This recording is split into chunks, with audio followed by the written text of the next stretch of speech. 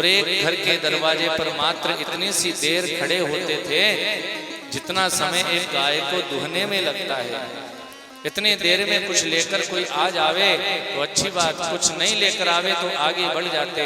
छठवे घर में नहीं जाते थे सुदामा जी महाराज।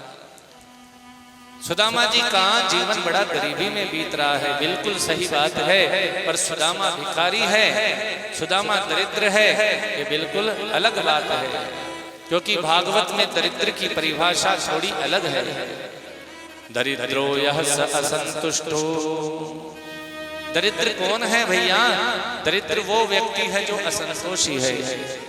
करोड़पति व्यक्ति भी यदि असंतोषी है तो उसे भी दरिद्र कहा जा सकता है, परंतु कोई झोपड़पट्टी में रहने वाला व्यक्ति यदि गरीब है पर यदि हृदय में संतोष है तो उसे दरिद्र नहीं कह सकते। क्योंकि जब आवहि संतोष धन सब धन धूरि समान।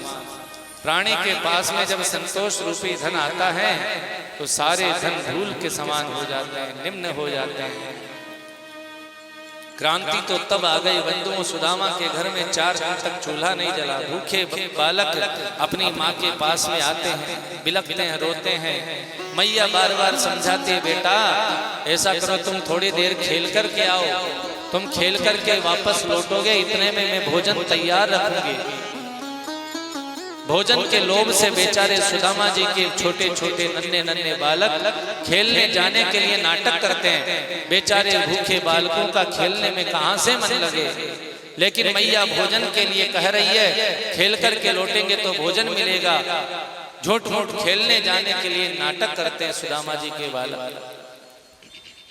खेल करके वापस आते हैं, मैया से फिर से भोजन मांगते हैं।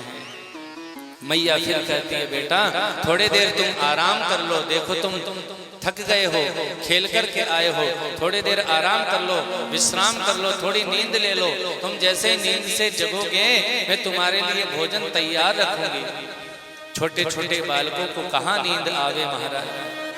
सोने का नाटक कर रहे हैं सुदामा जी के बालक, आंखें खोल खोल करके देख रहे हैं बीच बीच में कि मैया रसोई में कुछ बना रही है कि नहीं।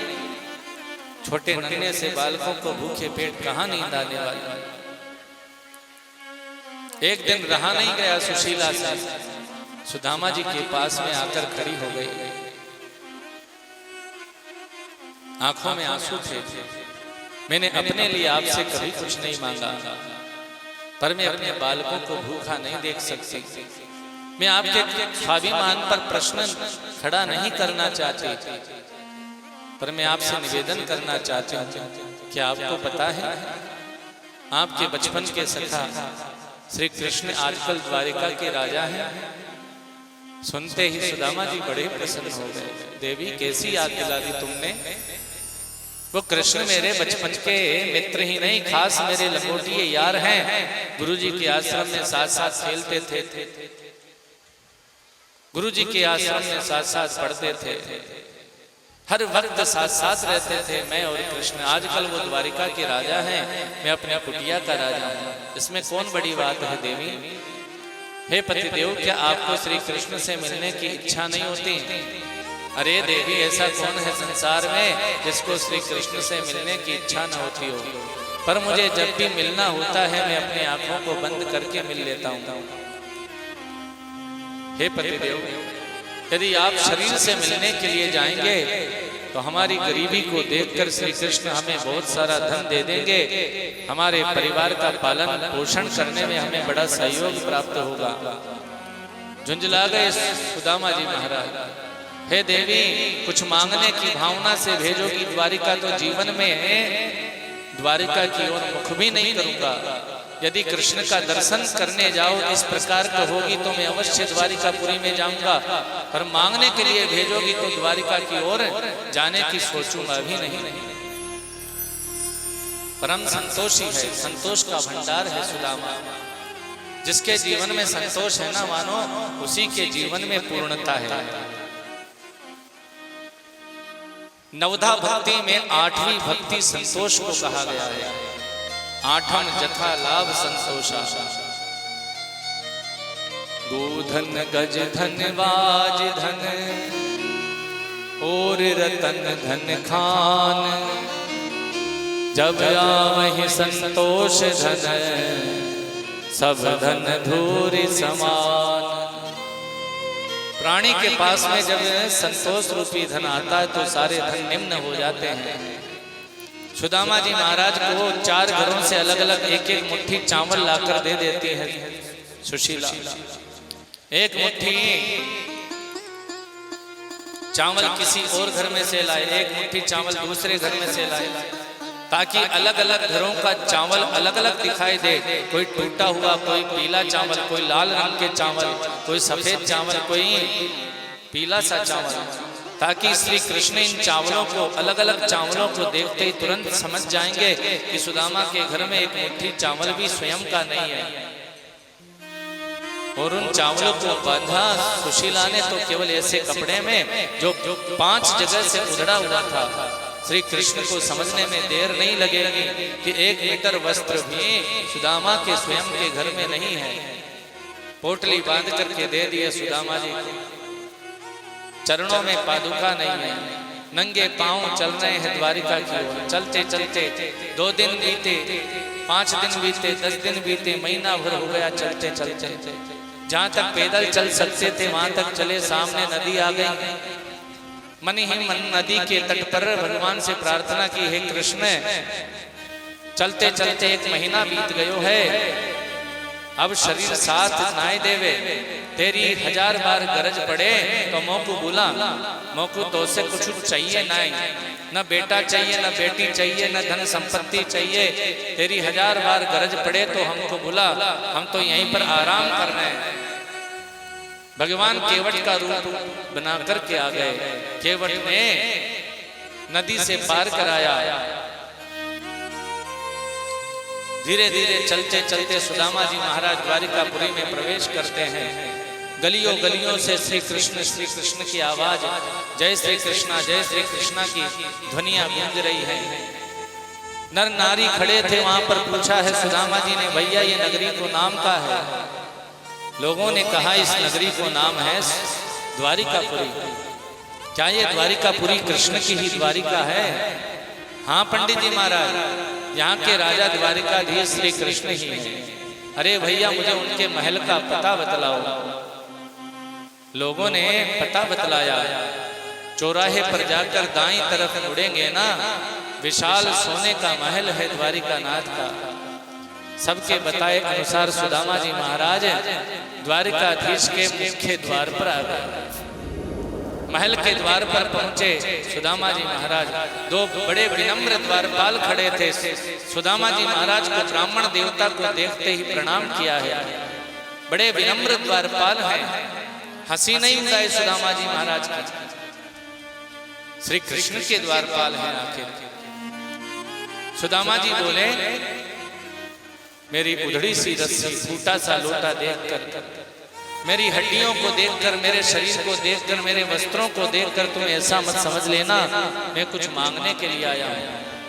आपके ठाकुर जी द्वारिकानाथ जो हैं मेरे बचपन के मित्र हैं, मेरे सखा हैं।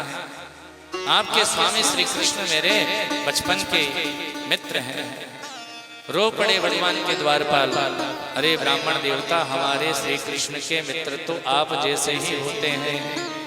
आप पहली बार द्वारिकापुरी में आए हो, हमें ऐसा लगता है।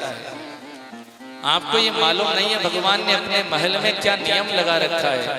यदि ब्रह्मा जी महाराज भी श्री कृष्ण से मिलने के लिए आए, उन्हें भी 4 दिन तक इंतजार करना पड़ता है। परंतु किसी भी संत को, किसी भी ब्राह्मण देवता को श्री कृष्ण से मिलने के लिए किसी की भी इजाजत लेने की जरूरत नहीं है। बिना पूछे भीतर जाने की अनुमति है। इतना प्रेम है संतों के प्रति, ब्राह्मणों के प्रति द्वारिकाधीश श्री कृष्ण का। परंतु हमें भी तो स्वतंत्रता में कोई दखल अंदाजी नहीं करनी चाहिए। हम आपकी सूचना भिजवा देंगे। हमें भीतर से सूचना मिली है श्री कृष्ण भोजन करने के लिए रसोई घर की ओर गए हैं। जैसे ही अपने भवन में विश्राम करने के लिए जाएंगे, हम आपकी सूचना भिजवा देंगे। करीब आधे घंटे के बाद द्वारपाल श्री कृष्ण के पास में पहुंचे।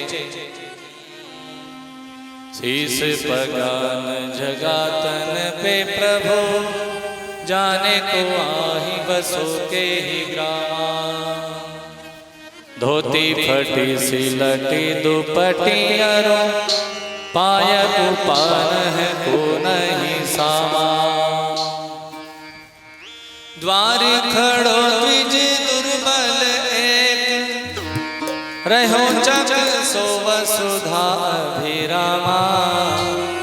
पूछत दीन दयाल को धाम, बतावत आपनो नाम सुदामा।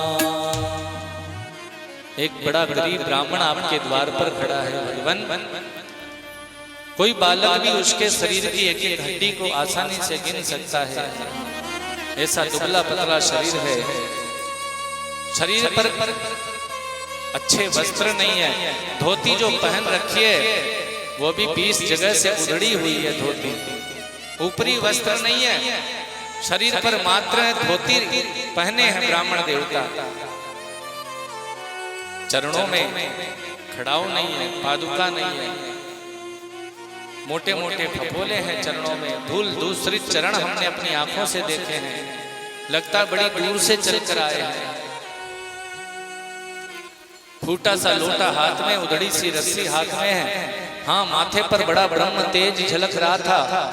हाँ हाँ, उन्होंने नाम बताया था अपना सुदामा। जैसे ही श्री कृष्ण ने सुना है कि सुदामा आया है, अरे तुम मेरे बचपन के मित्र को लेकर क्यों नहीं आए? तुम अनुमति लेने के लिए आए हो? तुरंत सुदामा का नाम सुनते ही श्री कृष्ण की आंखों से आंसुधार बहने लगी, अश्रुधारा बहने लगी। अपने सिंहासन से खड़े हो गए बंधुओं।